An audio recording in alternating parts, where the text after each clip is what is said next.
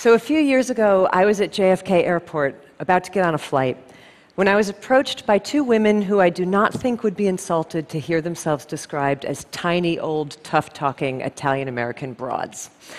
The taller one, it's like up here, she comes marching up to me and she goes, "Honey, I gotta ask you something.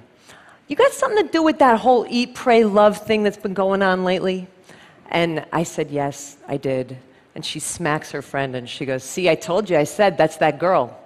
That's that girl who wrote that book based on that movie."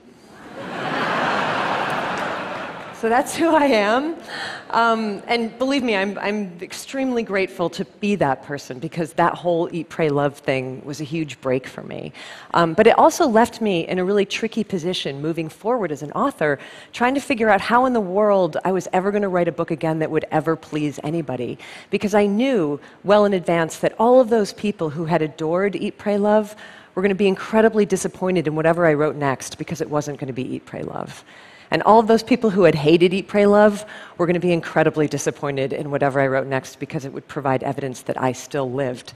So I knew that I had no way to win, and knowing that I had no way to win made me seriously consider for a while just quitting the game and moving to the country to raise corgis. But if I had done that, if I had given up writing, I would have lost my beloved vocation. So I knew that the task was that I had to find some way to gin up the inspiration to write the next book, regardless of its inevitable negative outcome. In other words, I had to find a way to make sure that my creativity survived its own success. And I did in the end find that inspiration, but I found it in the most unlikely and unexpected place. I found it in lessons that I had learned earlier in life about how creativity can survive its own failure. So just to back up and explain, the only thing I have ever wanted to be for my whole life was a writer. I wrote all through childhood, all through adolescence. By the time I was a teenager, I was sending my very bad stories to The New Yorker, hoping to be discovered. After college, I got a job as a diner waitress, kept working, kept writing, kept trying really hard to get published, and failing at it. I failed at getting published for almost 6 years. So for almost 6 years, every single day I had nothing but rejection letters waiting for me in my mailbox. And it was devastating every single time. And every single time I had to ask myself if I should just quit while I was behind and give up and spare myself this pain. But then I would find my resolve, and always in the same way, by saying, "I'm not going to quit, I'm going home." You have to understand that for me, going home did not mean returning to my family's farm. For me, going home meant returning to the work of writing, because writing was my home. Because I loved writing more than I hated failing at writing, which is to say that I loved writing more than I loved my own ego, which is ultimately to say that I loved writing more than I loved myself. And that's how I pushed through it. But the weird thing is that 20 years later, during the crazy ride of Eat, Pray, Love, I found myself identifying all over again with that unpublished young diner waitress who I used to be, thinking about her constantly and feeling like I was her again, which made no rational sense whatsoever, because our lives could not have been more different. She had failed constantly. I had succeeded beyond my wildest expectation. We had nothing in common. Why did I suddenly feel like I was her all over again? And it was only when I was trying to unthread that I finally began to comprehend the strange and unlikely psychological connection in our lives between the way we experience great failure and the way we experience great success. So think of it like this. For most of your life, you live out your existence here in the middle of the chain of human experience, where everything is normal and reassuring and regular. But failure catapults you abruptly way out over here into the blinding darkness of disappointment. Success catapults you just as abruptly, but just as far, way out over here into the equally blinding glare of fame and recognition and praise. And one of these fates is objectively seen by the world as bad, and the other one is objectively seen by the world as good. But your subconscious is completely incapable of discerning the difference between bad and good. The only thing that it is capable of feeling is the absolute value of this emotional equation, the exact distance that you have been flung from yourself. And there's a real equal danger in both cases of getting lost out there in the hinterlands of the psyche.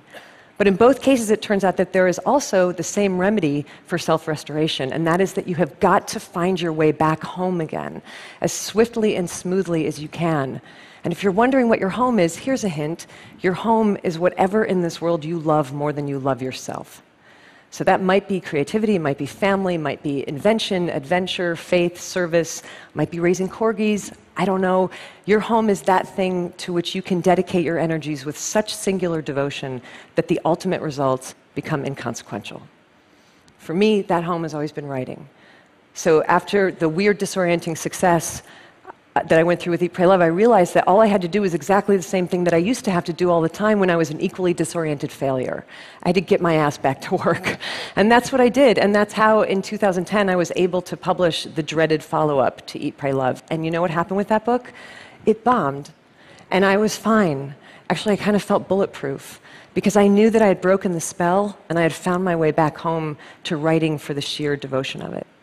And I stayed in my home of writing after that, and I wrote another book that just came out last year, and that one was really beautifully received, which is very nice, but not my point. My point is that I'm writing another one now, and I'll write another book after that, and another, and another, and another, and many of them will fail, and some of them might succeed, but I will always be safe from the random hurricanes of outcome, as long as I never forget where I rightfully live. Look, I don't know where you rightfully live, but I know that there's something in this world that you love more than you love yourself. Something worthy, by the way. So addiction and infatuation don't count, because we all know that those are not safe places to live, right? The only trick is that you've got to identify the best, worthiest thing that you love most, and then build your house right on top of it, and don't budge from it. And if you should someday, somehow, get vaulted out of your home by either great failure or great success, then your job is to fight your way back to that home the only way that it has ever been done, by putting your head down and performing with diligence and devotion and respect and reverence whatever the task is that love is calling forth from you next. You just do that and keep doing that again and again and again, and I can absolutely promise you from long personal experience in every direction, I can assure you that it's all going to be okay. Thank you. Thank you.